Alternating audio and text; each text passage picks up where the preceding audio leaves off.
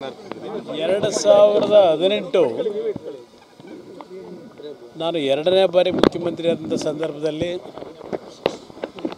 ಅವತ್ತು ನಮ್ಮ ಮಂಡ್ಯ ಜಿಲ್ಲೆ ಉಸ್ತುವಾರಿ ಸಚಿವರು ಮತ್ತು ನಮ್ಮ ಶಾಸಕ ಮಿತ್ರರು ಅವತ್ತಿನ ಸಣ್ಣ ನೀರಾವರಿ ಸಚಿವರು ಆಗಿದ್ದಂಥ ಪುಟ್ಟರಾಜು ಅವರ ನೇತೃತ್ವದಲ್ಲಿ ಅವತ್ತು ಸಹ ಬಾಗಿನ ಅರ್ಪಿಸಿದಂಥದ್ದು KRS ಜಲಾಶಯದಲ್ಲಿ ಬಾಗಿನನ್ನು ಅರ್ಪಿಸೋದು ಇಲ್ಲೂ ಅರ್ಪಿಸಿದ್ದೇವೆ ಮತ್ತು ಭತ್ತ ನಾಟಿ ಮಾಡ್ತಕ್ಕಂಥ ನಿಟ್ಟಿನಲ್ಲಿ ನಮ್ಮ ಅನ್ನದಾತ ರೈತರ ಜೊತೆಗೂಡಿ ಆ ಭತ್ತ ನಾಟಿ ಮಾಡ್ತಕ್ಕಂಥ ಒಂದು ರೈತರ ಜೊತೆಗೂಡಿ ಆ ಒಂದು ಕ್ಷಣ ಏನು ಕಳೆದಿದ್ದೇವೆ ಈಗಲೂ ಅದು ನನ್ನ ಹೃದಯದಲ್ಲಿ ಇಟ್ಕೊಂಡಿದ್ದೇನೆ.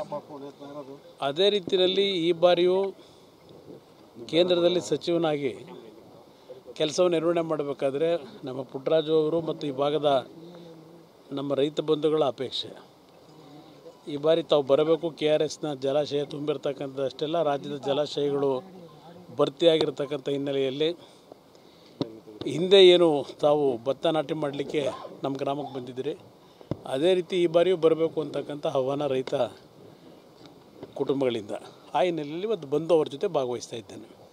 ಸರ್, ಕಳೆದ ಬಾರಿ ಕೂಡ ನಾಟಿ ಮಾಡಿದ್ರಿ, ಇಲ್ಲಿ ಜನರಲ್ಲಿ ಒಂದು ಭರವಸೆ ಮೂಡಿದೆ, ಏನು ಒಂದು ಸಾಂಕ್ರಾಮಿಕವಾಗಿ ಒಂದು ರೋಗ ಹರಡ್ತಿತ್ತು, ನೀವು ಬಂದು ನಾಟಿ ಮಾಡಿದಂಥದ್ದು ಆ ಬಾರಿ ಒಳ್ಳೆ ಉತ್ತಮವಾದಂಥ ಇಳುವರಿನೂ ಬಂದಂಥದ್ದನ್ನು ಅವತ್ತು ಜನ ನೆನಪಿಸ್ಕೊಂಡಂಥದ್ದು.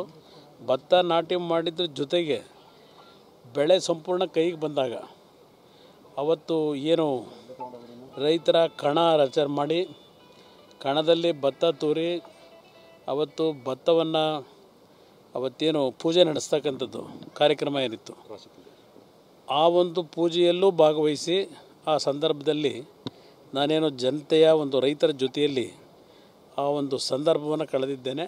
ಅದು ಇವತ್ತು ನಮ್ಮ ರೈತರ ಬದುಕು ಏನು ಅಂತಕ್ಕಂಥದ್ದು ನಮ್ಮ ರೈತರ ಕಷ್ಟಗಳನ್ನು ನೋಡಿ ಕಲ್ತಿದ್ದೇವೆ ಮತ್ತು ನಾವು ಅದರ ಅನುಭವಗಳಿದೆ, ವೈಯಕ್ತಿಕವಾಗಿ ಅನುಭವಿಸಿದ್ದೇವೆ. ಕೃಷಿ ಮಾಡ್ತಕ್ಕಂಥದ್ದು ಎಷ್ಟು ಕ್ಲಿಷ್ಟಕರ ಇವತ್ತಿನ ಪರಿಸ್ಥಿತಿಯಲ್ಲಿ ಅಂಥದ್ದು.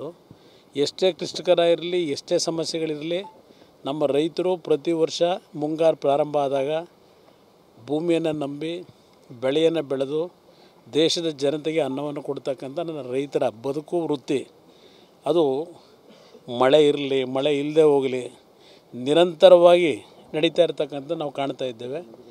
ಒಟ್ಟಾರೆ ರೈತರಿಂದ ಇವತ್ತು ದೇಶ, ಈ ದೇಶ ಉಳಿಬೇಕಾದರೆ ರೈತರು ಉಳಿಬೇಕು ಅನ್ನೋದು ಮೂಲ ಮಂತ್ರ ಏನಿದೆ ಅದನ್ನು ನಾನು ಸಹ ಪಠಿಸಲಿಕ್ಕೆ ಈ ಸಂದರ್ಭದಲ್ಲಿ ನೆನಪಿಸ್ಕೊಳ್ಳಿಕ್ಕೆ ಬಯಸ್ತೀನಿ.